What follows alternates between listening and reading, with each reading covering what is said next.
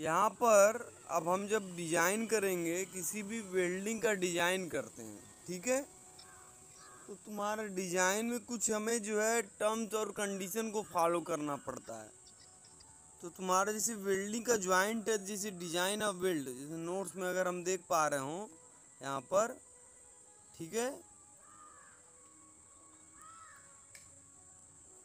ये रहा, ठीक। तो यहाँ पर जो डिजाइन ऑफ वेल्ड है, कुछ इसमें हमें जो है मानक को फॉलो करने होंगे। मानक क्या क्या है?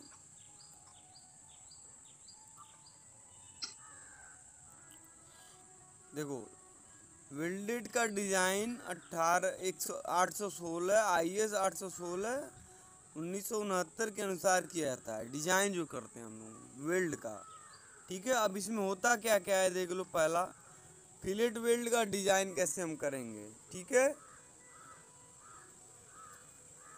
फिलेट वेल्ड का डिजाइन करते समय निम्न नियमों के अनुसार परिमाप निश्चित किया जाता है। परिमाप मतलब वेल्ड की साइज। बात सुनाई? मैंने बताया था कि वेल्ड की साइज को स्मॉल एस से दर्शाते हैं, कैपिटल एस कहीं कहीं तुमको दिखेगा, ठीक है। अब यहाँ पर जो हमें फॉलो करना है कुछ रूल। अगर आपके मोटे भाग की मोटाई, ठीक है, मोटे भाग मतलब क्या कि जो तुम्हारे प्लेट की थिकनेस है, मैंने बताया था कि अगर प्लेट की थिकनेस 10 mm है तो उसका जो न्यूनतम माप यस का मान होगा वो 3 होगा। 10 से 20 mm के बीच में है तो 5 mm लिया जाएगा यस का मान। अगर 20 से 30 में है, 20 से 32 में, तो 6 mm लेंगे। अगर 32 से ज़्यादा है, 50 तक, तो 8 mm से 10 mm तक हम लोग यस का मान लेंगे, ठीक है। तो सबसे पहले हमें यस का मान निकालना होगा। उसके लिए हम इस सारणी का हम प्रयोग करेंगे, जिसमें तुम्हें जो है प्लेट की थिकनेस मान लो दी रही हैगी। मान लो प्लेट की थिकनेस दी है 120/8, ठीक है।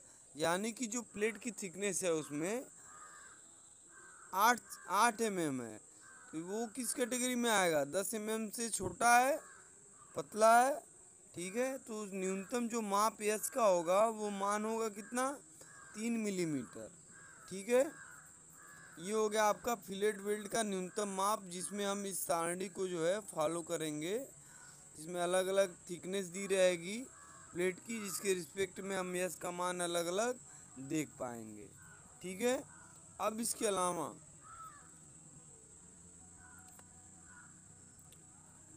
अब जो फिलेट है तुम्हारा, अगर हम जो वेल्डिंग कर रहे हैं उसमें दो तरह से हमें शेप देखने को मिल सकता है।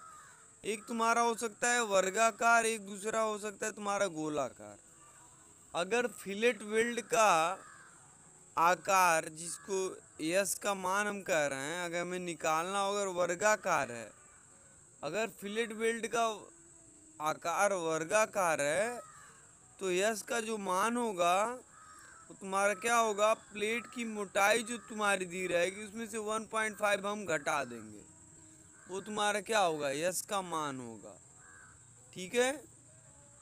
उसके बाद अगर वही चीज़ अगर आपका गोलाकार है, तो गोलाकार के लिए इसका मान अगर हमें निकालना है तो 3/4 ऑफ प्लेट की मोटाई, थिकनेस जो दी रहेगी 8 mm 10 mm, उससे हम क्या करेंगे? मल्टीप्लाई कर देंगे 3/4 से, तो तुम्हारा जो है यस का मान वहाँ पे निकल जाएगा। लेकिन कंडीशन हमें देखना होगा यहाँ पर कि जो फिलेट वेल्ड का जो माप है वो वर्गाकार है या गोलाकार है, ठीक है। अब इसके अलावा लैब की बात करें। अब लैब क्या होता है? एक चढ़ाव कहते हैं इसको। लैब का मतलब क्या? चढ़ाव। और लैब जॉइंट मैंने बताया था कि एक प्लेट के ऊपर जब भी हम दूसरे प्लेट को रखेंगे वो क्या कहलाता है? लैब जॉइंट कहलाता है, ठीक है। अब रख के हम वेल्ड कर रहे हैं यहाँ पे।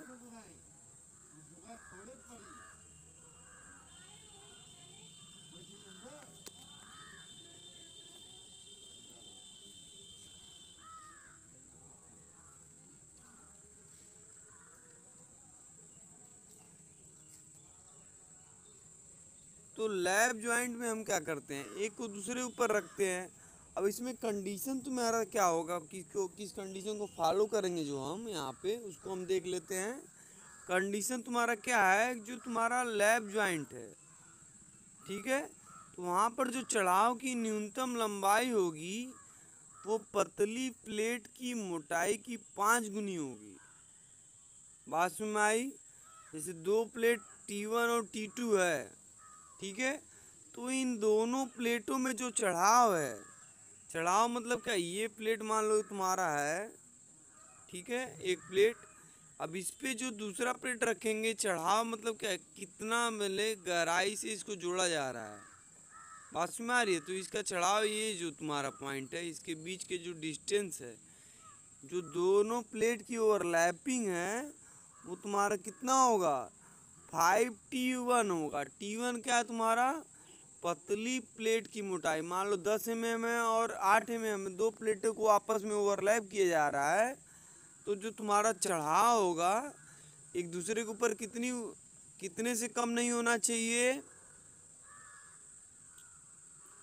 लिखा हुआ है यहाँ पर, चढ़ाव न्यूनतम लंबाई, ठीक है, पतली प्लेट की मोटाई की 5 गुनी होनी चाहिए, कम से कम 5 गुना होना चाहिए। पतली प्लेट मान लो 10 और 8 है, तो 8 mm हम लेंगे, 8 गुणे 5, 8×5 = 40, तो जो चढ़ाव होगा वो क्या होगा, 40 mm के लगभग होगा।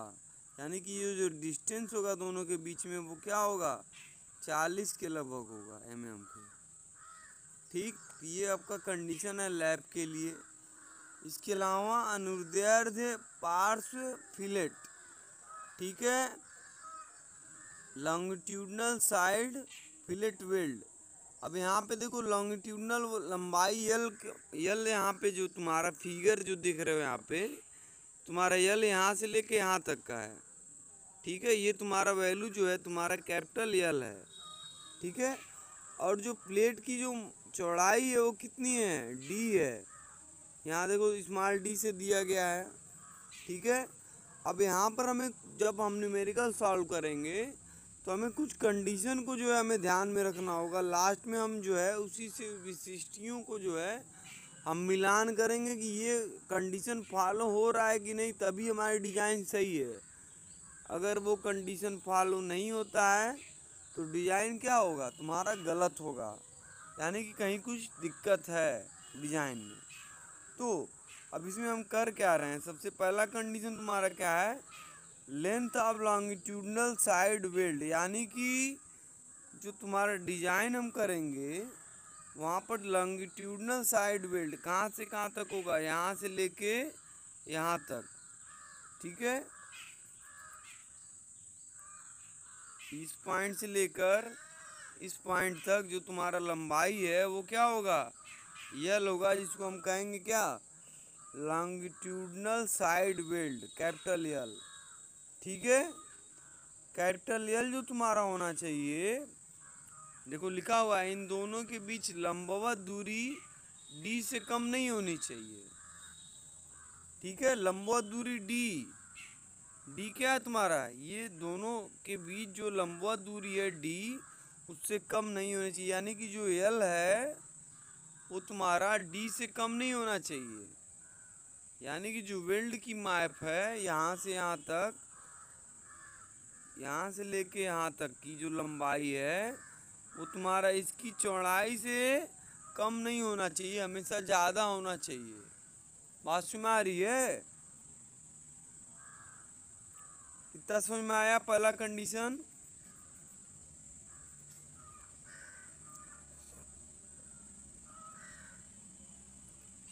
Yes sir. ठीक है, तो पहला कंडीशन ये हो गया। दूसरा कंडीशन है अनुदैर्ध्य पार्श्व वेल्ड के बीच लंबवत दूरी D, और लंबवत दूरी क्या है, D है, पार्श्व वेल्ड, अरे यार तुमको समझाएं हम कैसे, पहले ये जानो कि पार्श्व वेल्ड क्या है और लंबवत दूरी क्या है। अच्छा मान लो एक प्लेट है, यहाँ फिगर से समझने की कोशिश करो, मान लो एक प्लेट है ये, ठीक है, अब इस प्लेट को हमें जो है लैब ज्वाइंट रखना है, तो इसमें लंबवत दूरी क्या होगी और पार्श्व दूरी वेल्ड की क्या होगी, ठीक है। तो जो वेल्ड के देखो, ये जो तुम्हारा पोर्शन है यहाँ पे जब हम वेल्ड करेंगे साइड से, ठीक है, ये मान लो इसको पॉइंट ए, इसको पॉइंट बी, तो ए से जो बी है तुम्हारा क्या है, तुम्हारा कैपिटल एल है। बात में इसको कहते हैं हम लोग पार्ट्स ऑफ वेल्ड। क्या कहेंगे, पार्ट्स वेल्ड कहेंगे। तो एक ए बी होगा, एक सी डी होगा। बात में आई, ए बी और सी डी क्या है, दोनों पार्ट्स ऑफ वेल्ड हैं, एल होगा। बात में आई, पार्ट्स ऑफ वेल्ड की लंबाई, और इनके बीच की जो दूरी होगी वो क्या कहलाएगी, स्मॉल डी।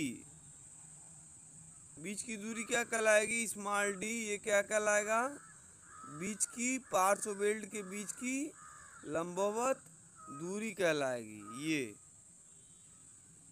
बात समझ में आई, अंतर समझ में आए दोनों।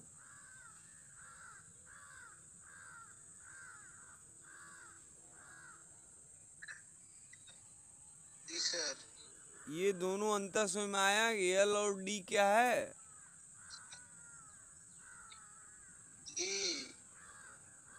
ओके।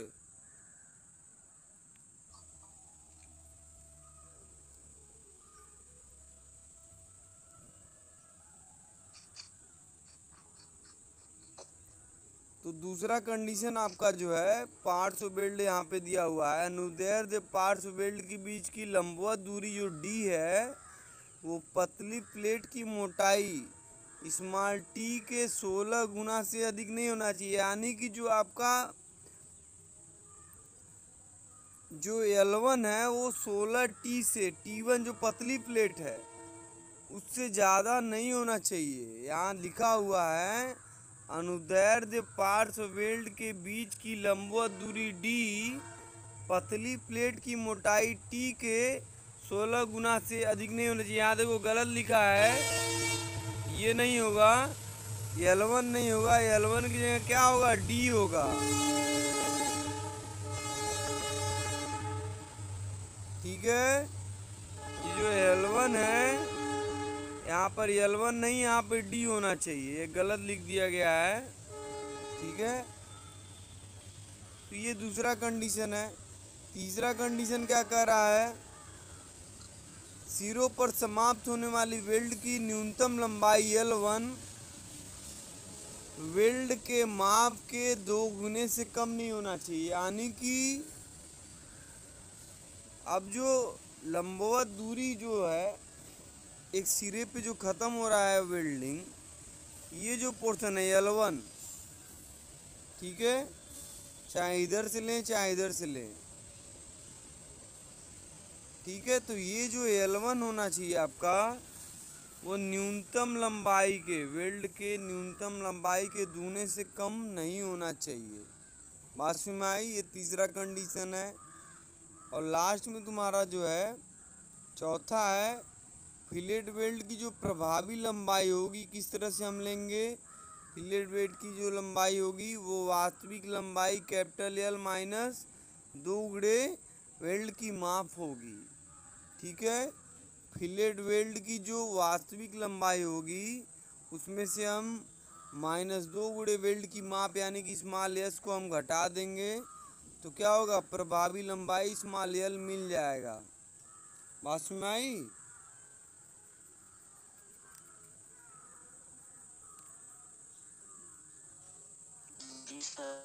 अब देखो, प्रभावी लंबाई और वास्तविक लंबाई में अंतर समझ लो क्या होता है। प्रभावी लंबाई और वास्तविक लंबाई, जैसे मान लो 2 प्लेट है तुम्हारा इस तरह से, ठीक है, एक प्लेट ये हो गया, एक प्लेट ये हो गया, ठीक है। अब इसको आपस में तुमने क्या किया, यहाँ से यहाँ तक वेल्ड कर दिया, ठीक है। ये जो वेल्ड किया है तुमने, देखो जो एक्चुअल वेल्ड की जो लेंथ होगी और तुम्हारा जो हम जिसको अपेक्षित है कि हाँ इतना लंबाई में, जैसे मान लो कह दिए 50 मीटर, तुमने 50 mm तुमने वेल्ड किया, ठीक है, तो ये मान लो जो तुम्हारा 50 mm तुमको करना है, तो तुम्हारा जो कैपिटल एल होगा वो क्या होगा, प्रभावी लंबाई होगी, सॉरी वास्तविक लंबाई जिसको कैपिटल एल कह रहे हैं हम लोग। बात समझ में आई? वास्तविक लंबाई जो तुम्हारा 50 mm है वो तुम्हारा क्या है, कैपिटल एल है। और जो प्रभावी लंबाई होगा वो क्या होगा, स्मॉल एल से प्रदर्शित करेंगे, जो कि होगा तुम्हारा, जो कि एक्चुअल में तुमने जो है वेल्डिंग किया है। बात समझ में आई? इसीलिए जो है स्मॉल एल जो तुम्हारा होता है वो प्रभावी लंबाई में से -2 वेल्ड की माप यानी कि स्मॉल एस जो है हम लोग घटा देते हैं। बात समझ में आई? वास्तविक लंबाई और प्रभावी लंबाई का अंतर, प्रभावी लंबाई जो तुम्हारा एक्चुअल वास्तव में जो जितना हमने कैलकुलेट किया है कि हाँ हमें इतना करना है, जैसे हम तुमको कह दें कि तुमको 50 mm तक वेल्डिंग करनी है, तो जो वैल्यू तुम्हारी 50 mm होगी वो कैपिटल एल होगी, जो वास्तविक लंबाई एल है। और स्मॉल एल क्या होगी, जितना तुमने किया है असल में। ठीक है, वास्तविक लंबाई स्मॉल एल से हम प्रदर्शित करेंगे, सॉरी प्रभावी लंबाई, और वास्तविक लंबाई को कैपिटल एल से। बात समझ में आई?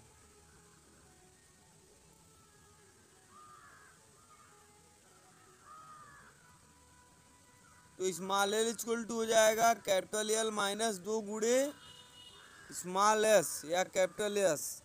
ठीक,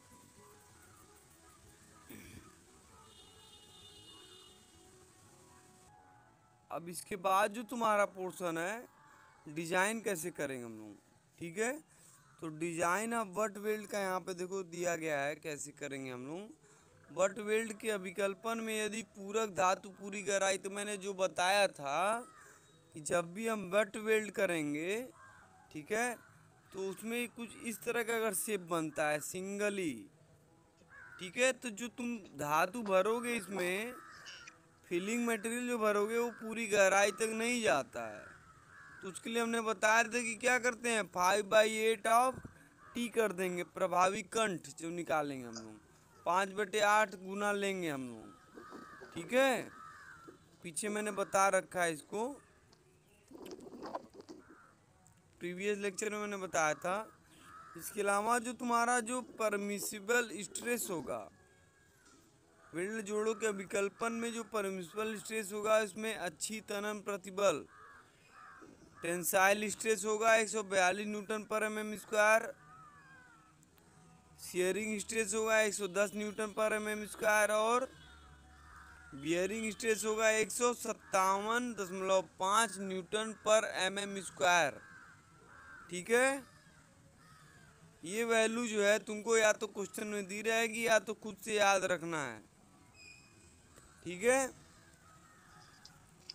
अब स्टेप कैसे कैसे हम डिजाइन करेंगे इसको देख लेते हैं। अब डिजाइन करते समय क्या क्या हमें जो है देखना है। पहला जो तुम्हारा डिजाइन स्टेप है वो है वेल्ड का परिमाप न्यूनतम और अधिकतम निर्धारित सीमाओं के भीतर होना चाहिए। ठीक है, दूसरा कंडीशन है अनुगेय प्रतिबल।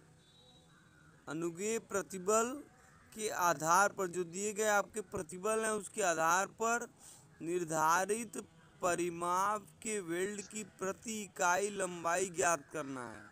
ठीक है, और तीसरा कंडीशन है प्रति mm सामर्थ्य के आधार पर जोड़ की पूरी सामर्थ्य प्राप्त करने हेतु वेल्ड की आवश्यक लंबाई ज्ञात करनी है। अब इन तीनों के आधार पर फिर क्या करें, विशिष्टियों के अनुसार वास्तविक लंबाई निर्धारित करें, जब वेल्ड परिमाप के दोगुने से अधिक नहीं होनी चाहिए। ठीक है, ये सब कंडीशन पीछे बताया गया अभी तुम लोगों को। सवाल लगाओगे तो चीज़ें समझ में आएंगी। ठीक है, तो न्यूमेरिकल जो है हम लोग इस पे जो है डिस्कस कर लेते हैं एक बार, क्या है न्यूमेरिकल। जैसे तुम्हारा एक सवाल कह रहा है इसमें डिजाइन करने के लिए कह रहा है कि 120 गुणे 8 mm की चपटी प्लेट है जिसको गसेट प्लेट के साथ जोड़ने के लिए फिलेट वेल्ड का कह रहा है विकल्पन कीजिए। ठीक है, प्लेट की साइज दिया हुआ है 120 गुणे 8 mm और कह रहा है इसको गसेट प्लेट के साथ हम लोग क्या करें, वेल्डिंग करके जो है हम इसका डिजाइन करें। ठीक है, जबकि एफटी का मान दिया हुआ है 150 न्यूटन पर mm स्क्वायर और एफएस का मान दिया है शियरिंग स्ट्रेस का 110 न्यूटन पर mm स्क्वायर। ठीक है, कैसे इसको सॉल्व करेंगे आप फिगर देखो ध्यान से। फिगर यहाँ बनाया गया है। ठीक है, ये गसेट प्लेट है तुम्हारा, ये मेन प्लेट है, इनको आपस में वेल्ड किया गया है। मेन प्लेट की साइज दी गई है 120 गुणे 8। ठीक है,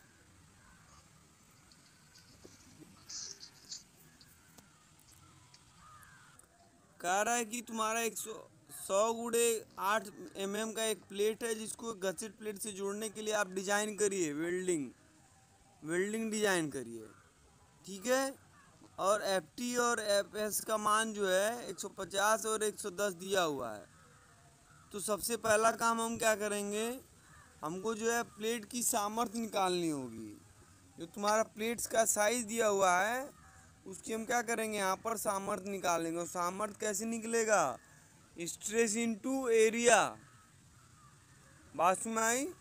तो अनुग्रह जो तनन प्रतिबल एफटी का मान 150 है, उसमें हम प्लेट की जो साइज है 120 गुणे 8 उससे हम मल्टीप्लाई कर देंगे। तो यहाँ देखो क्षेत्रफल गुणे अनुग्रह प्रतिबल यानी कि 120 गुणे 8 गुणे 150 क्या है, तनन प्रतिबल है तुम्हारा।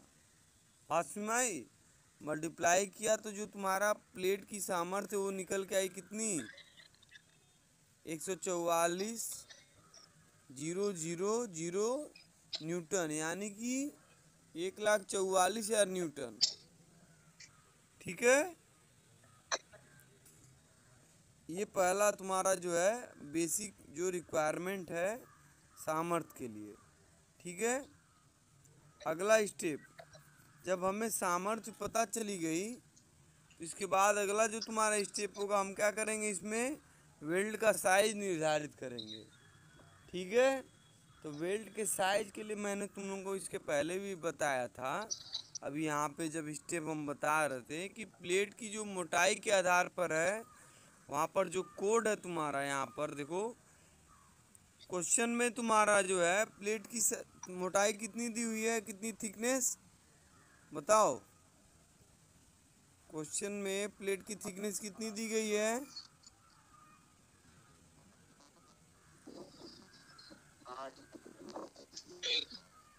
8 mm दिया गया है। ठीक है, तो अगर प्लेट की थिकनेस 8 mm है यानी कि 10 mm से कम है, तो वेल्ड की स्मॉल एज की साइज कितनी होगी,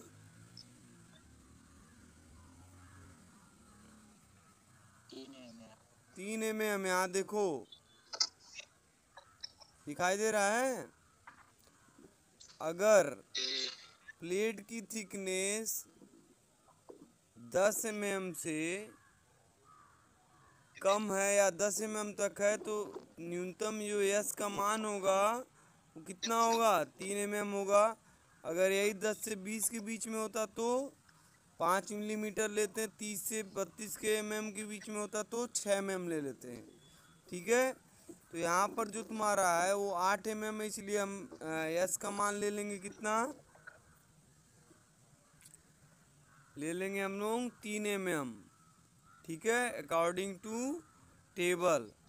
ठीक है, अब अगला स्टेप क्या है तुम्हारा, अब हम मान लेते हैं कि पुनः प्लेट की मोटाई जो है उसके आधार पर, प्लेट की मोटाई के आधार पर जो फिलेट वेल्ड की अधिकतम माप होगी, मैक्सिमम वैल्यू कितनी होगी। जो तुम्हारा स्टेप था, तुम्हारा स्टेप में बताया गया था कि जो पहला स्टेप है वेल्ड का परिमाप न्यूनतम और अधिकतम हमें जो है सीमाओं के भीतर होना चाहिए। तो हम वही निकाल रहे हैं। सबसे पहले हम न्यूनतम निकालें कितना, प्लेट की मोटाई के आधार पर 3 मिलीमीटर, और अधिकतम क्या होगा 8 माइनस 1.5 इजकल टू 6.5। यहाँ पर देखो ये फार्मूला यूज किया गया है। फिलेट वेल्ड का अधिकतम माप यहाँ देखो दिया है कि नहीं दिया है, दिया है। हम मान लेंगे वर्गाकार किनारा है, तो इससे हमारा कैलकुलेशन आसान हो जाएगा। ठीक है, तो प्लेट की मोटाई 8 है, उसमें से 1.5 घटा दिए तो कितना आ जाएगा 6.5, 6.5 mm। ठीक है, तो हमने जो है वेल्ड की जो साइज है वो मैक्सिमम और मिनिमम जो है कैलकुलेट कर लिया। ठीक है, समझ में आया। अब अगला जो पॉइंट है हमारा स्टेप है, यहाँ पे हम जब साइज डिसाइड कर लिए हैं, ठीक है, तो हमें जो है आवश्यक लंबाई निकालनी है कि जो एल का मान निकालना है हमें, कैपिटल एल। टोटल जो है पार्ट्स ऑफ वेल्ड की लंबाई निकालनी है। अब उसके लिए हम क्या करेंगे देख लो, हमने जो है मैक्सिमम और मिनिमम दोनों निकाल रखा है। ठीक है, और हमको पता है कि टी बराबर क्या होता है, के इंटू एस होता है, और एल का फार्मूला मैंने बताया था के S L into F S. शुरू में ही बताया था कि फिलेट वेल्ड की सामर्थ्य कितनी होती है, का फार्मूला क्या होता है, पी इक्वल टू, यहाँ देखो दिया हुआ है के S L into F S लिख रहा है। ये सामर्थ्य होता है, इसी में एल रखा हुआ है ना वैल्यू, यहीं से तो एल निकलेगा। हमने पी निकाल लिया है पहले ही, के तुमको पहले से पता है 0.7 होता है, यस का मान तुम पहले ही निकाल लिए हो। ठीक है, और एफ एस का मान भी निकाल लिए हो। ठीक है,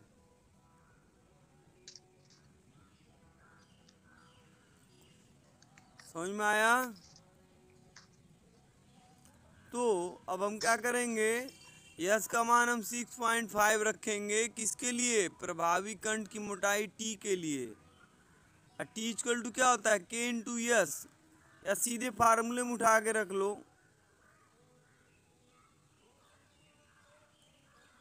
तो पी का मान कितना है तुम्हारा 1,44,000। ठीक है, के का मान तुम्हारा कितना है 0.7 है। ठीक है, यस का मान कितना है 6.5, मैक्सिमम वैल्यू हम ले लेते हैं 6.5। ठीक है, और जो तुम्हारा एफ एस है वो कितना है 110 है, तो एल निकल जाएगा, बताओ।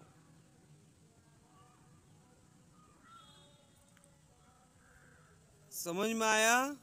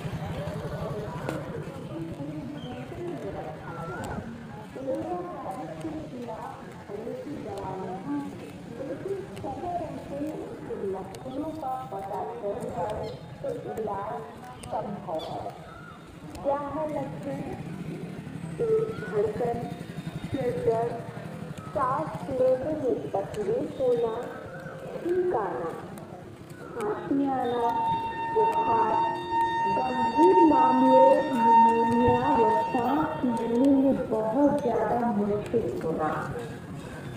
कोरोना वायरस से डरने की जरूरत नहीं है। इस वायरस को लेकर किसी प्रकार का भ्रम न फैलाएं। हालांकि सावधानी बज रहा बाबू। क्योंकि यह वायरस बीमारी फैलाती है, इसलिए अलर्ट रहें और बचाव पर ज्यादा ध्यान दें।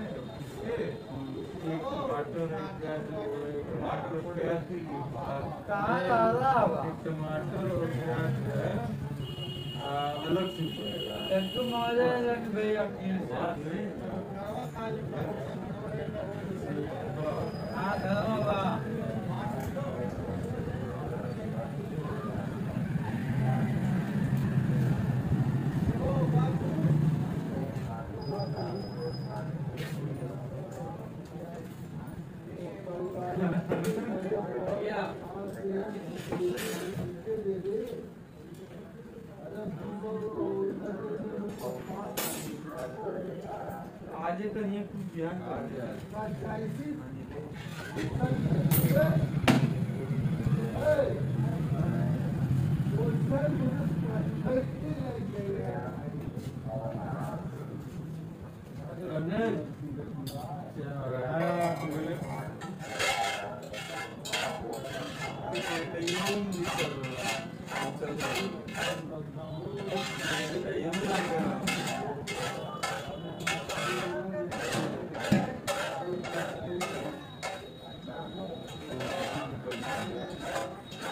यादव जिंदाबाद।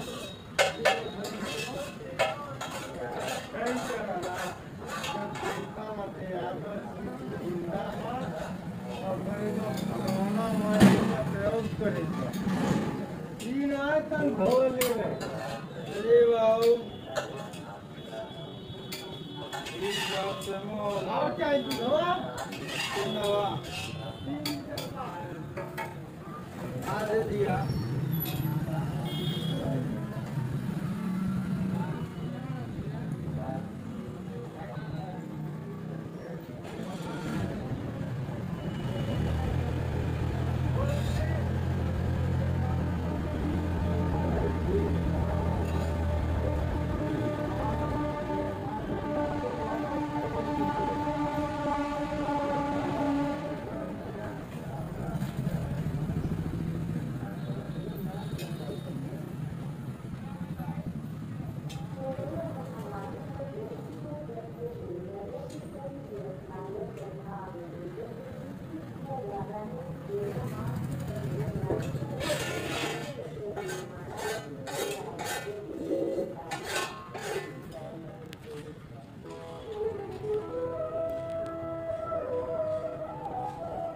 इसका क्या है